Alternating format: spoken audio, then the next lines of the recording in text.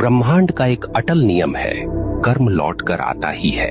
आप चाहें तो पर्वतों के पीछे छुप जाइए, आप चाहें तो महासागरों की गहराई में उतर जाइए, परंतु कर्म का चक्र आपको ढूंढ लेगा। क्योंकि यह संसार किसी राजा के कानून से नहीं चलता, यह चलता है ब्रह्मांड के न्याय से।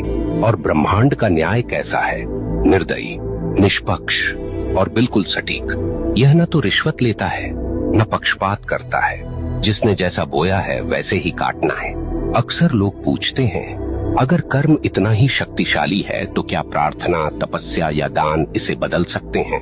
सुनिए, प्रार्थना से आपका हृदय शुद्ध हो सकता है, तपस्या से आपका मन स्थिर हो सकता है, दान से आपके कर्मों में प्रकाश जुड़ सकता है, परंतु जो किया है उसका फल भुगते बिना कोई विकल्प नहीं। हाँ, आप उस फल को हल्का कर सकते हैं, उसके वार को धीमा कर सकते हैं, परंतु उससे भाग नहीं सकते। ब्रह्मांड की अदालत में तारीख टल सकती है, पर फैसला कभी रद्द नहीं होता। अब सोचिए, जब आप किसी इंसान के साथ अन्याय करते हैं तो वास्तव में क्या होता है? वह इंसान आपको कोसता है, उसकी आत्मा से निकली आह सीधी ब्रह्मांड तक पहुंचती है और ब्रह्मांड इसे दर्ज कर लेता है। अब वह आह आपके जीवन की राहों पर कांटे बनकर बिछती है। कभी वह आपके काम बिगाड़ देती है, कभी वह आपके घर में कलह भर देती है, कभी वह आपके मन को बेचैन कर देती है।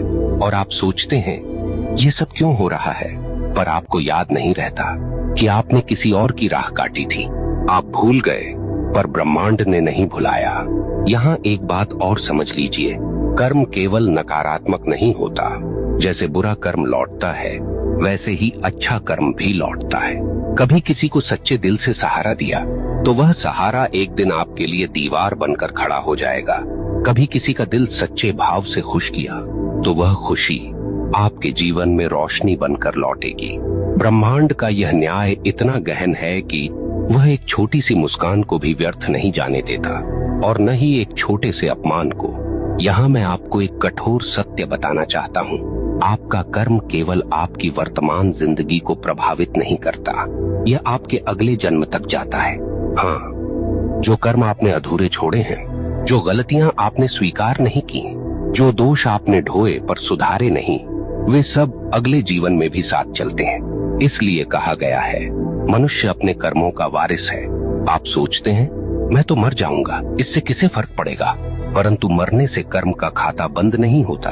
आपके शरीर का अंत होता है, पर आपकी आत्मा वही सब लेकर आगे बढ़ती है। ब्रह्मांड तब तक चैन नहीं लेता जब तक आपको आपके कर्मों का फल न दिला दे।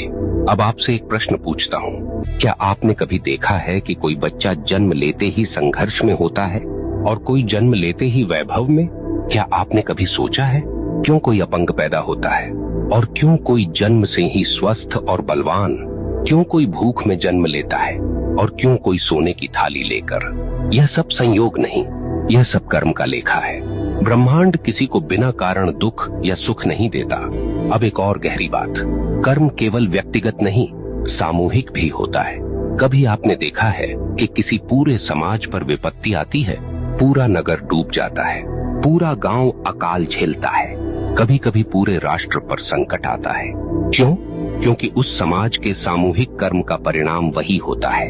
अगर लोग सामूहिक रूप से अन्याय करें, सामूहिक रूप से भ्रष्टाचार करें, सामूहिक रूप से निर्दोषों को सताएं, तो उसका फल सबको भुगतना पड़ता है। यही कारण है कि इतिहास गवाह है, सभ्यताएं उठी और सभ्यताएं मिट गईं,